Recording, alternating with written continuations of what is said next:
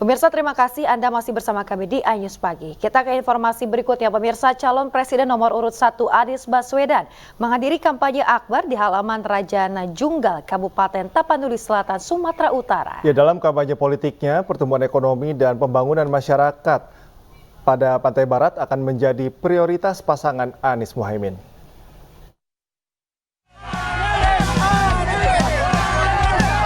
Ribuan masyarakat Kabupaten Tapanuli Selatan, Sumatera Utara menyambut kedatangan calon presiden nomor urut 1 Anies Baswedan di halaman Rajana Junggal, Kecamatan Angkola, Muara Tais, Kabupaten Tapanuli Selatan, Sumatera Utara.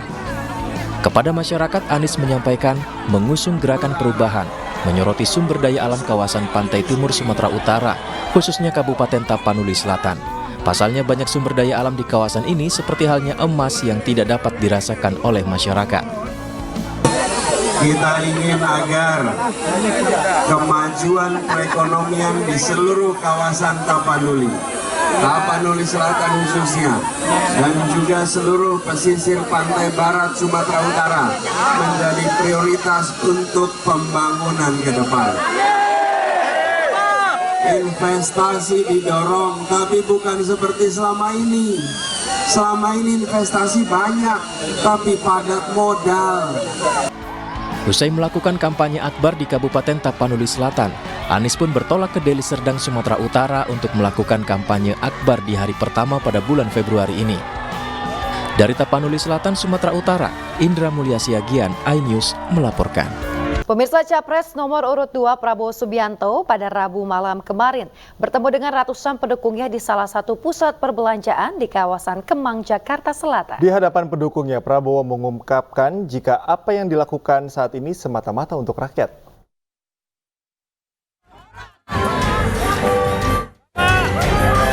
Calon Presiden nomor urut 2 Prabowo Subianto menemui para pendukungnya di kawasan Kemang, Jakarta Selatan.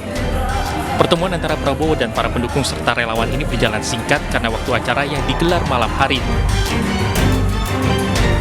Dalam pertemuan ini, Prabowo menyempatkan diri menyapa dan berjoget bersama para pendukungnya.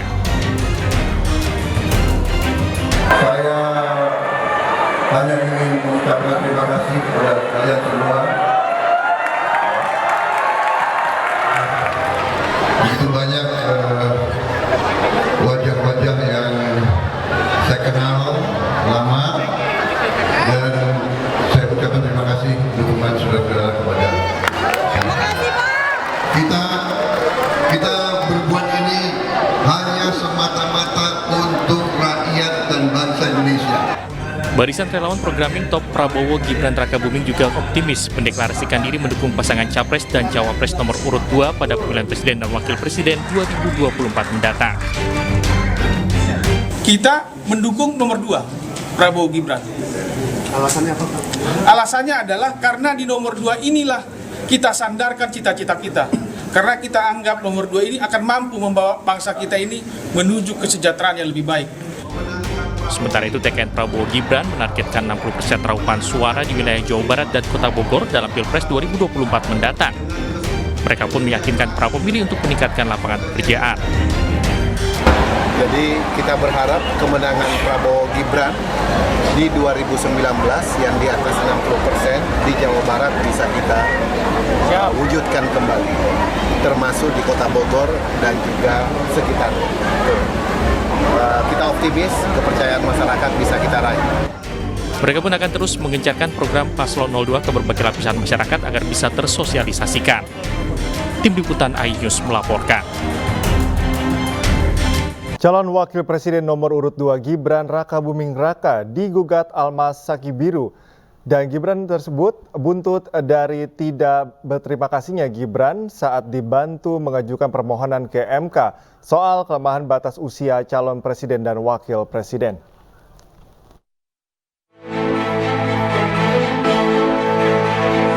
Calon Wakil Presiden nomor urut 2 Gibran Rakabuming Raka digugat Almas Sakibiru. Gugatan tersebut buntut dari tidak berterima kasihnya Gibran kepada penggugat yang telah memberikan peluang kepadanya sehingga bisa maju di Pilpres 2024.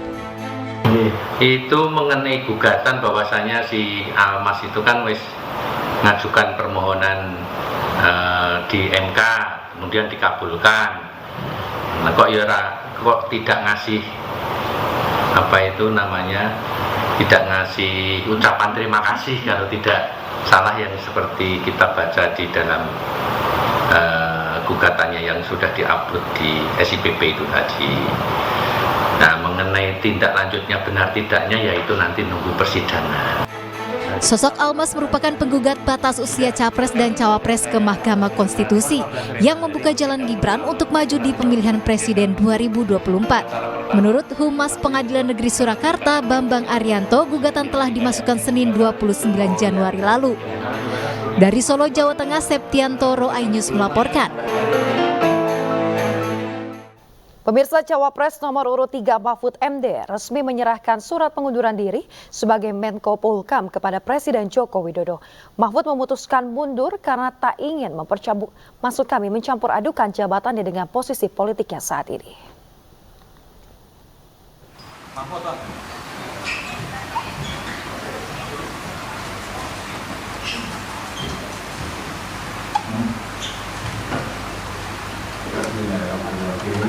Pemirsa, Mahfud MD datang ke istana pada Kamis sore dan diterima langsung oleh Presiden Joko Widodo dan ditemani oleh Mensesnek Pratikno.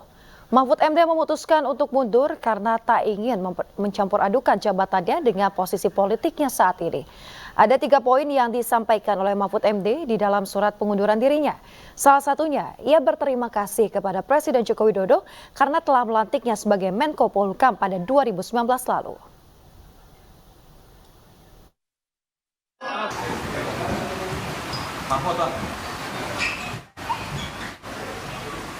Saya menyampaikan terima kasih kepada Presiden Republik Indonesia Bapak Joko Widodo yang pada tanggal 23 Oktober tahun 2019 melantik saya sebagai Menko Polhukam dan menyerahkan SK pengangkatannya dengan penuh penghormatan kepada saya dan penghormatan saya kepada beliau pada saat itu, sehingga saya secara resmi dan dengan penuh hormat juga hari ini menyatakan surat untuk menyatakan minta atau mohon berhenti dengan sebuah surat itu. Nah, lalu visi yang kedua surat itu, substansi surat itu adalah permohonan berhenti. Lalu yang ketiga, saya mohon maaf kepada beliau kalau memang ada masalah-masalah yang kurang saya laksanakan dengan baik. Pemirsa, Capres nomor urut 3 Ganjar Pranowo berdialog dengan para tokoh agama di Manado, Sulawesi Utara. Sementara Cawapres nomor urut 3 Mahfud MD berkunjung ke Aceh dan membahas pemerataan, pembangunan, dan kemajuan bangsa.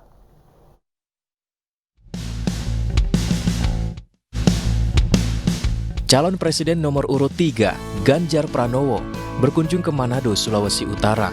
Dalam kesempatan ini, Ganjar Pranowo berdialog dengan para tokoh agama Sinode Gereja Masehi Injil di Minahasa atau GMIM. Ganjar menyampaikan harapan besar agar kerukunan antar umat beragama tetap terjaga. Sementara itu dalam dialognya, ternyata masyarakat tertarik dengan program Kartu Sakti dan kaitannya dengan UMKM. Iya, kami berkunjung dan diterima para pendeta di Gereja Masehi Injili yang ada di Sulawesi Utara ini, memohon.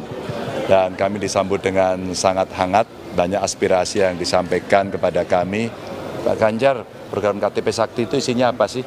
Kalau kami pelaku UMKM, relate nggak itu? Oh, relate banget. Satu adalah data, kemudian apa yang diperlukan, apakah itu nanti pelatihan, atau itu bantuan, atau kemudian bagaimana cara UMKM naik kelas. Tadi ada satu concern yang menurut saya bagus. Yang kedua tentu dalam konteks hubungan keagamaan, betul-betul bagaimana antar umat beragama di Indonesia itu hubungannya harmonis. Mereka baik-baik, saling menghargai, saling menghormati, itu sebuah harapan besar. Dalam kegiatan Tabrak Prof di MZ Cafe Bandar Baru Kota Banda Aceh, calon wakil presiden nomor urut 3 Mahfud MD mengungkapkan pemerintah seharusnya turut memprioritaskan pembangunan di Aceh Untuk itulah pasangan calon Ganjar Mahfud menyatakan akan memperjuangkan perpanjangan dana Otsus Aceh jika terpilih nanti. Di Aceh ini pada kira-kira 2 tahun yang akan datang dana Otsusnya akan habis. Itu nanti akan kita perjuangkan agar dana Otsus itu diperpanjang untuk pembangunan Aceh. Ya, jadi nanti dana Otsus yang akan habis pada awal 27 itu nanti akan kita perjuangkan, akan diperpanjang. Kalau bisa nanti bisa diatur dengan Perpres. Kalau tidak, kita bisa cepatnya mengubah undang-undang itu. Pemerataan pembangunan di seluruh daerah di Indonesia dianggap penting untuk diwujudkan dan tentu menjadi prioritas program pasangan calon Ganjar Pranowo Mahfud MD. Tim Liputan iNews melaporkan. Pemirsa, petani sawit rakyat dari sejumlah daerah di tanah air menjatuhkan pilihan dukungan kepada pasangan calon nomor urut 3 Ganjar Mahfud. Para petani sawit meyakini bahwa kepemimpinan Ganjar Mahfud bisa menyelesaikan semua persoalan di sektor perkebunan sawit.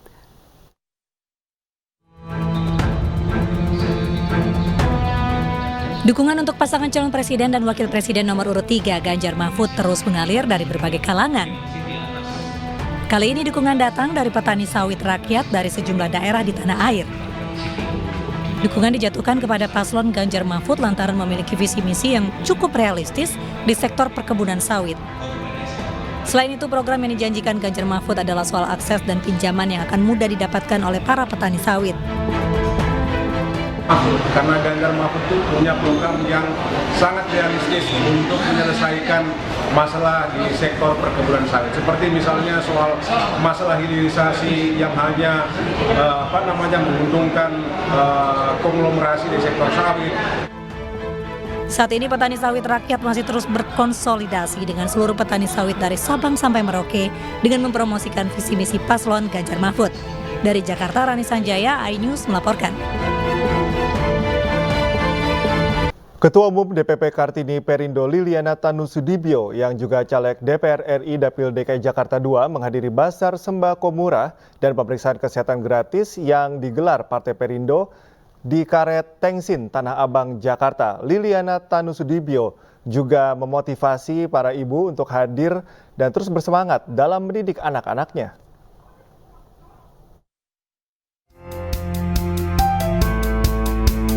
Bazar sembako murah dan pemeriksaan kesehatan gratis kembali diadakan Partai Perindo di kawasan Karet Tengsin, Tanah Abang, Jakarta Pusat.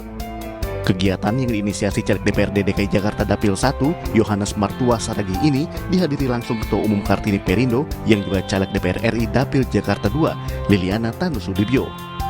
Dalam kesempatan ini, Liliana Tanusudibyo juga memberi motivasi kepada para ibu dalam menciptakan generasi cerdas dan sehat. Ibu-ibu itu adalah satu insan yang memang dipercaya oleh Tuhan untuk meneruskan ke generasi berikutnya ya. Jadi sebagai ibu itu harus kuat, harus mempunyai edukasi yang pandai tentunya dan harus militan. Sebagai ibu itu tidak bisa hanya berserah gitu ya, tapi harus berjuang juga untuk melakukan segala sesuatu yang terbaik untuk keluarganya terutama. Program bakti sosial ini digelar sebagai upaya untuk mensejahterakan masyarakat terutama kalangan menengah ke bawah. Aspirasi dia yang pasti ya memang mereka merindukan Perindo ini membangun ekonomi kesejahteraan rakyat lah di Indonesia lah ya, sesuai dengan janjinya Perindo ya melalui media TV yang mereka lihat tiap hari gitu kan. Dan salah satu aksi yang sangat mereka kenali itu sebetulnya bagi-bagi gerobak itu. Sangat antusias, sangat antusias. Bahkan sekarang kita cek tadi judulnya untuk masalah kesehatan juga mereka juga periksa gratis, tensi gratis semuanya. Bahkan saya juga cukup senangnya sebagian orang-orang yang berobat mereka dapat obat gratis. Nah, dan yang kedua untuk bazar minyak murah ini sampai dengan detik ini alhamdulillah habis. Partai Perindo dengan lambang Raja Wali mengembangkan sayap ini juga mengajak masyarakat untuk menggunakan hak pilihnya pada pemilu 2024. Tim Liputan iNews melaporkan. Pemirsa, tangisan suka dan bahagia mewarnai kehadiran caleg DPR RI Dapil Jatim 1 Angela Tanusudibyo di Desa Masangan Wetan, Kecamatan Sukodono, Sidoarjo. Angela hadir dalam kegiatan bazar sembako murah untuk meringankan beban warga.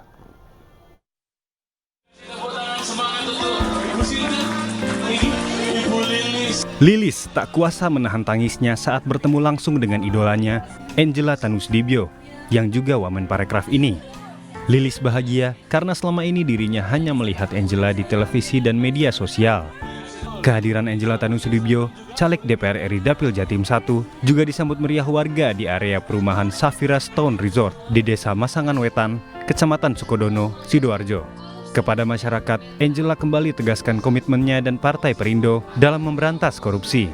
Yang penting untuk mempunyai mental anti korupsi adalah menjadi wakil rakyat, bekerja sebagai bagian dari ibadah. Kami mempercayai bahwa bekerja ini adalah bagian dari ibadah, Bapak Ibu. Pertanggungjawaban kami terhadap Yang Maha Kuasa. Dalam kegiatan ini, warga juga dapat membeli paket sembako murah. Satu paket sembako yang isinya 1 liter minyak goreng dan 1 kilogram gula dapat dibeli dengan harga Rp15.000. Bu Angela itu orangnya karismatik, merakyat, baik, ramah, orangnya mas. Warga juga diajak untuk memilih Partai Perindo dan Capres-Cawapres Ganjar Mahfud dengan mensosialisasikan tata cara pencoblosan surat suara pemilu 2024. Dari Sidoarjo, Jawa Timur, Yoyo Agusta, iNews melaporkan. Pemirsa, kampanye dan safari politik dilakukan PLT Ketua Umum Partai Persatuan Pembangunan Muhammad Mardiono di Tanah Papua ke Kabupaten Merauke dan juga Nabire.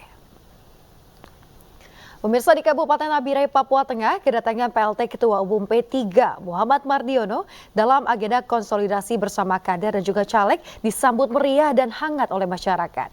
Pimpinan partai berlambang Ka'bah ini mengatakan kedatangannya ke Tanah Papua merupakan bentuk keseriusan P3 untuk memperjuangkan kesejahteraan masyarakat di bumi Cendrawasih. Mardiono mengaku P3 selama ini telah bersahabat dengan masyarakat di Papua, di mana hal itu dibuktikan dengan adanya kepercayaan masyarakat yang diberikan kepada perwakilan dari Partai Persatuan Pembangunan. Hadir di Papua, Partai Persatuan Pembangunan adalah untuk berjuang mensejahterakan rakyat khususnya di Kabupaten Nabire, Papua Tengah, dan umumnya di seluruh Papua. Dan alhamdulillah selama ini ya Partai Persatuan Pembangunan telah diterima bersahabat dengan rakyat Papua karena telah dibuktikan bahwa ada kader-kader P3 di Nabire. Ya pemirsa, sebelumnya Mardiono juga menghadiri rapat internal bersama para kader dan calon anggota legislatif se-Papua Selatan di Kabupaten Merauke. Ia meyakini seluruh kader dan juga simpatisan P3 di Papua Selatan sudah siap 99% menghadapi pemilihan umum 2024. Sementara itu pemirsa, Ketua Wilayah DPW P3 Papua Selatan, Jaya Ibnu Suud, juga optimis dapat mencapai target yang dicanangkan, yakni 11 kursi di DPRD Kabupaten, Kota, 3 kursi DPRD Provinsi, dan 1 kursi DPR RI.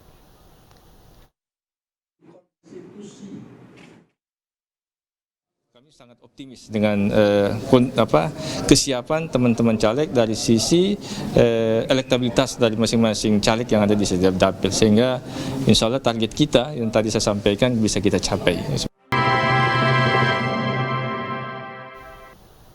Kita ke informasi berikutnya pemirsa, ratusan aktivis 98 bersama para mahasiswa lintas generasi Tegak Lurus Reformasi berziarah ke makam 2 mahasiswa Trisakti yang meninggal sebagai pejuang reformasi di Tanah Kusir, Kebayoran Lama, Jakarta Selatan. Ziarah dilakukan sebagai pengingat kepada para mahasiswa agar selektif dalam memilih pemimpin bangsa pada konsentrasi pemilu 14 Februari mendatang.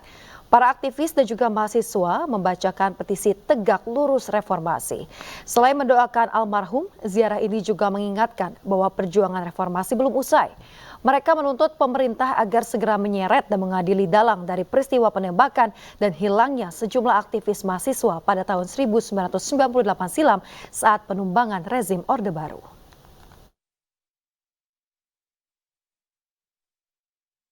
Terlebih dalam menghadapi kontestasi 2024, kita tidak ingin dan kita memberikan pesan pada rakyat, jangan pernah bangsa ini memilih pemimpin yang dikenal sebagai pelaku kejahatan hak asasi manusia. Ini menjadi ancaman serius bagi demokrasi, ancaman serius bagi kejahatan HAM, ancaman serius bagi pandangan dunia internasional kepada negara kita. Sehingga tugas kita selain menuntut proses hukum pengadilan HAM kepada Prabowo Subianto, termasuk Wiranto, ya, yang saat itu sebagai Panglima Angkatan Bersenjata Republik Indonesia.